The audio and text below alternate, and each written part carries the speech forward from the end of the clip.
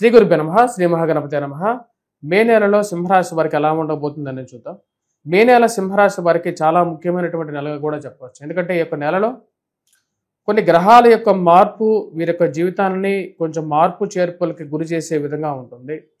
వాటిలో ముఖ్యంగా వచ్చేటప్పటికి గురువు యొక్క మార్పు అనేది, అంటే సువర్ణమూర్తిగా మారబోతున్నటువంటి గురువు. అంటే గురువు ఎప్పుడైతే సువర్ణమూర్తిగా మారతాడో ఇది ఉద్యోగపరంగా, వ్యాపార పరంగా అనుకూలమైనటువంటి స్థితిలోకి జీవితాన్ని తీసుకెళ్తూ ఉంటుంది. కానీ అష్టమ శని ప్రభావం కూడా ఒక సైడ్ నుంచి వీళ్ళని బాధించే విధంగా ఉంటుంది. వాటితో పాటు సప్తమంలోకి రాహుగ్రహ సంచారం అనేది జరుగుతున్నది.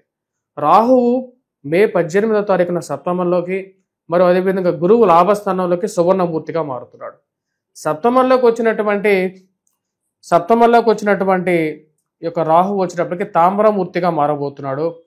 తామ్రమూర్తి అనేది ఈ యొక్క రాశి వారికి అంత పూర్తి అనుకూలమైనటువంటి ఫలితాలు ఇవ్వదు. కానీ సువర్ణమూర్తిగా మారినటువంటి గురువు మటుకు కొన్ని యోగాలను ఇవ్వగలుగుతున్నాడు. ముఖ్యంగా విద్యార్థులకి అనుకూలమైనటువంటి విద్యని అందించగలుగుతాడు. కొత్తగా విద్య నేర్చుకోవాలనుకున్నటువంటి వారికి అనుకూలమైనటువంటి స్థితిలోకి ఇవ్వబోతున్నాడు. రాశి వారికి మే 13వ తారీఖు వరకు కూడా కొన్ని మిశ్రమమైనటువంటి ఫలితాలు అనేవి గోచరిస్తూ ఉన్నాయి. ముఖ్యంగా ప్రయాణ సంబంధితమైన విషయాల్లో, దూర ప్రాంత ప్రయాణ విషయాల్లో కొన్ని జాగ్రత్తలు అనేవి తీసుకోవాలి. మరి అదేవిధంగా జీవిత భాగస్వామి ఆరోగ్య సంబంధితమైన విషయాల్లో ఏవైతే మార్పు చేర్పులు తీసుకోవాలనుకుంటున్నారో తన యొక్క ఆరోగ్య విషయంలోనూ, మరియు అదేవిధంగా మీ యొక్క ఆరోగ్య విషయంలోనూ జాగ్రత్తలు అనేది అవసరం. ఖర్చు పెట్టేటువంటి ప్రతి రూపాయి మీ కష్టంతో కూడుకున్నటువంటి డబ్బు. ఆ డబ్బుని జాగ్రత్తగా పొదుపు చేసుకోవాలి. అదేవిధంగా సద్వినియోగంగా దాన్ని ఖర్చు పెట్టినట్లయితే అనుకూలంగా ఉంటుంది జీవితం అనేది. కట్టాల్సినటువంటి డబ్బు గురించి ఎక్కడి నుంచి అయినా సరే డబ్బు అడ్జస్ట్మెంట్ చేయాలనుకుంటారు. ఈ నెల చివరిలో దాని అడ్జస్ట్మెంట్ బంధువుల యొక్క సహాయం కానీ, స్నేహితుల యొక్క సహాయం ద్వారా కానీ పరిపూర్ణమైనటువంటి విషయంగా మార్చగలుగుతారు. వృత్తిపరంగా, వ్యాపారపరంగా నెల మొదటి 15 రోజుల్లో కొంచెం మిశ్రమంగా ఉన్నప్పటికీ నెల 15వ తారీఖు నుంచి అనుకూలంగా ఉంటుంది. ఉద్యోగపరంగా అనుకూలమైనటువంటి ఫలితాలు పొందగలుగుతారు. ఇన్ని రోజులు కొద్దిగా కష్టపడినటువంటి మీ యొక్క జీవితానికి ఒక మంచి ఎండింగ్ లాగా ఈ యొక్క మే ఎండింగ్లో మే 14వ తారీఖు నుంచి కూడా రవి యొక్క సంచారం అనేది జరుగుతున్నది. అది వృత్తిపరంగా అనుకూలంగా ఉంటుంది. గౌరవాన్ని, గుర్తింపుని, సంఘంలో ఉన్నతమైనటువంటి స్థాయిలో ఉన్నటువంటి వారితో సత్సంబంధాలను ఇవ్వగలుగుతుంది. గురువు యొక్క సువర్ణమూర్తిగా మారినటువంటి గురువు మీకు వృత్తిపరంగా అనుకూలమైనటువంటి ఫలితాలు, మంచి స్నేహితులను, అంటే కష్టకాలంలో ఎక్కువగా తోడ్పాటునిచ్చేటువంటి వారు స్నేహితులు. ఆ యొక్క స్నేహితులు మంచివారు అయినప్పుడు అనుకూలత అనేది ఎక్కువగా ఉంటుంది. మరియు అదేవిధంగా ఈ రాశి వారికి లాభస్థానంలో ఉన్నటువంటి గురువు పుస్తకరంగ ముద్రలో ఉన్నటువంటి వారికి, టీచింగ్ ప్రొఫెషన్స్లో ఉన్నటువంటి వారికి, విద్యార్థులకి అనుకూలతను ఎక్కువగా ఇవ్వగలుగుతాడు. విద్యా సంబంధితమైన విషయాల్లో కూడా మే నెల 14వ తారీఖు నుంచి గురువు యొక్క సంచారం ఎప్పుడైతే సువర్ణమూర్తిగా మారబోతున్నాడో అప్పటి నుంచి అనుకూలమైనటువంటి ఫలితాన్ని ఇవ్వగలుగుతాడు. నూతన ఉద్యోగ ప్రయత్న సంబంధితమైన విషయాలు అనుకూలమైనటువంటి ఫలితాలు, గృహం కొనుక్కోవాలని చెప్పి చేస్తున్నటువంటి పనుల్లో కొంచెం అనుకూలమైనటువంటి స్థితిలోకి తీసుకొస్తాడు. మరి అష్టమ శని ప్రభావం ఉన్నప్పుడు ఖర్చు అనేది కూడా కొద్దిగా ఎక్కువగా ఉంటుంది.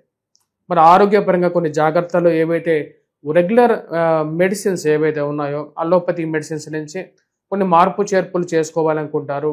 డైట్ కంట్రోల్ని, మరి అదేవిధంగా వాకింగ్ ఎక్సర్సైజెస్ని ఎక్కువగా చేయాలని చెప్పి ఎక్కువగా ఆలోచిస్తూ ఉంటారు. వయోవృద్ధులు కొద్దిగా ఆరోగ్య విషయంలో కొన్ని జాగ్రత్తలు అనేవి తీసుకున్నట్లయితే కొంచెం అనుకూలంగా ఉంటుంది. జీవిత భాగస్వామి ఆరోగ్య సంబంధితమైన విషయాల్లో కొన్ని జాగ్రత్తలు తీసుకోవాలి. మాట్లాడే ప్రతి విషయంలోనూ కొన్ని జాగ్రత్తలు అవసరం. ఎందుకంటే రాహుకేతువుల యొక్క ప్రభావం కూడా ఇక రాశి వారికి మేలోనే స్టార్ట్ అవుతున్నది. ఈ రాశి వారికి వచ్చేటప్పటికి మే 18వ తారీఖున కేతువు జన్మరాశిలోకి సప్తమంలోకి రాహు మారుతున్నాడు. సప్తమంలోకి రాహు మారినప్పుడు చిన్న చిన్న విషయాలకి ఫ్రస్ట్రేట్ అవ్వాల్సిన అవసరం అయితే లేదు.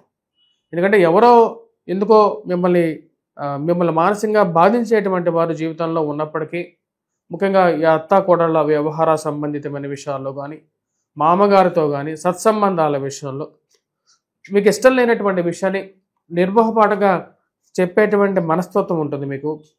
ఆ యొక్క మనస్తత్వంతో మీరు చెప్పేటువంటి విషయాలు కొన్ని విషయాలు వివాదాస్పదంగా మారినప్పటికీ కూడా వాటిని ఏదో విధంగా కంట్రోల్ చేయాలని చెప్పి మీరు చేసేటువంటి ప్రయత్నాల్లో చాలా వరకు విజయాన్ని సాధించగలుగుతారు.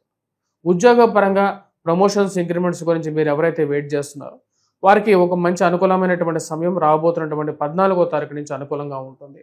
నూతన ఉద్యోగ ప్రయత్న సంబంధితమైన వ్యవహారాల్లో కూడా అనుకూలమైనటువంటి ఫలితాలు కానీ గోచరిస్తూ ఉన్నాయి. ఈ రాశి వారికి గురుగ్రహ అనుకూలమైనటువంటి స్థితి కొన్ని యోగాలను ఇవ్వగలుగుతుంది. ఆరోగ్యపరంగా అనుకూలమైనటువంటి స్థితిలో ఇవ్వగలుగుతుంది. 14, 18వ తారీఖున ఈ రాశి వారికి జరుగుతున్నటువంటి మార్పులు కొంచెం జాగ్రత్తగా గమనించాలి. వివాహ ప్రయత్న సంబంధితమైన విషయాల్లో సింహరాశి వారికి కొంచెం అనుకూలత ఉన్నప్పటికీ, ఎందుకంటే 11వ తారీఖున ఈ 14వ తారీఖున గురువు యొక్క అనుకూలత అనేది పెరుగుతుంది. వివాహ సంబంధితమైన ప్రయత్నాల్లో ఇంట్లో ఒక శుభకార్యం జరగడం అనేది ఒక మంచి మానసికమైనటువంటి ప్రశాంతతకి కారకంగా ఉంటుంది. ఎందుకంటే గురువు అనుకూలమైనటువంటి స్థితి యోగ్యాన్ని ఇవ్వగలుగుతుంది, ప్రశాంతతను కూడా ఇవ్వగలుగుతుంది. గృహ కొనుగోలు సంబంధితమైన విషయాల్లో మరి అదేవిధంగా ఇంట్లో చాలా రోజుల తర్వాత ఒక శుభకార్యానికి తగినటువంటి పనులు జరుగుతాయని చెప్పి ఒక నమ్మకం రావటం అనేది ఒక మంచి పరిణామంగా మీరు భావించగలుగుతారు. ఈ రాశిలో ఉండేటువంటి వారికి వివాహ ప్రయత్నాల్లో అనుకూలత అనేది ఈ యొక్క సంవత్సరం ఉంటుంది. కాకపోతే కొన్ని జాగ్రత్తలతో చేసుకోవలసినటువంటి ముఖ్యమైనటువంటి సూచన. ఎందుకంటే సప్తమంలో రాహు ఉన్నప్పుడు దాని యొక్క ప్రభావం అనేది జీవితంలో ఉంటుంది.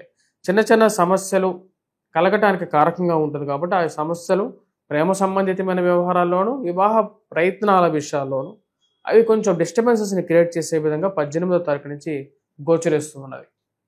మరియు అదేవిధంగా నూతన వ్యాపార ప్రయత్న సంబంధితమైన విషయాల్లో పురోగతి దిశలోకి ఉన్నటువంటి వ్యాపారాల్లో ఇన్వెస్ట్మెంట్స్ విషయంలో జాగ్రత్తలు అనేది అవసరం. స్పెక్యులేషన్స్లో మెయిన్గా జాగ్రత్త అనేది అవసరం. ఎందుకంటే ఈ రాశి వారికి శని యొక్క దృష్టి ధనస్థానం మీద ఉంది. మరియు అదేవిధంగా దాని యొక్క ప్రభావం అనేది కొంచెం ఎక్కువగా ఉంటుంది. కాబట్టి జాగ్రత్త అనేది అవసరం. నమ్మి ఎవరికైనా సరే డబ్బు ఇచ్చేటప్పుడు 1-2 సార్లు ఆలోచించండి. సమాజం అనేది సత్యవంతంగా లేదు, రజోగుణ కారకమే ఉంది అన్నమాట. అంటే భోగాలు, యోగాలు విషయాల్లో ఎక్కువగా మోసపూరితమైనటువంటి మనస్తత్వం కలిగినటువంటి వారు చుట్టూ ఉంటారు. డబ్బు ఇచ్చేటప్పుడు ఈ డబ్బు మీ చేతిలో ఉన్నప్పుడు మీది, తీసుకున్న తర్వాత వారిదే అవుతుంది. ఆ విషయాన్ని గమనించగలుగుతారు. దాని తగినటువంటి జాగ్రత్తలు తీసుకోవాల్సినటువంటి ముఖ్యమైనటువంటి సూచనగా చెప్పడం జరుగుతుంది.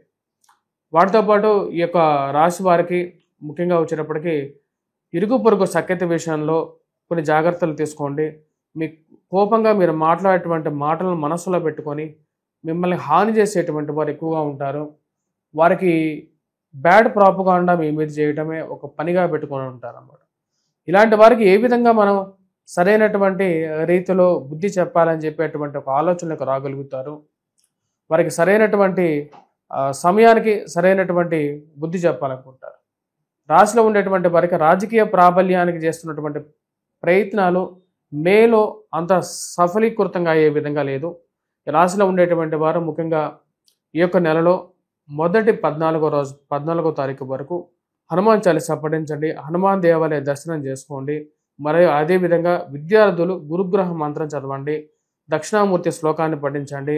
రాహుకేతువుల యొక్క పరిహారం చేసుకోండి. దుర్గాదేవిని పూజించండి. వినాయకుడిని పూజించండి. ఇవి ఎక్కువగా సానుకూలమైనటువంటి ఫలితాలు వస్తాయి. 14వ తారీఖు, 18వ తారీఖు తర్వాత వెంకటేశ్వర స్వామి దేవాలయ దర్శనం, దాంతోపాటు దుర్గాదేవిని పూజించడం మరియు అదేవిధంగా వినాయకుడిని పూజించినట్లయితే సానుకూలమైనటువంటి ఫలితాలు పొందగలుగుతారు. స్వస్తి.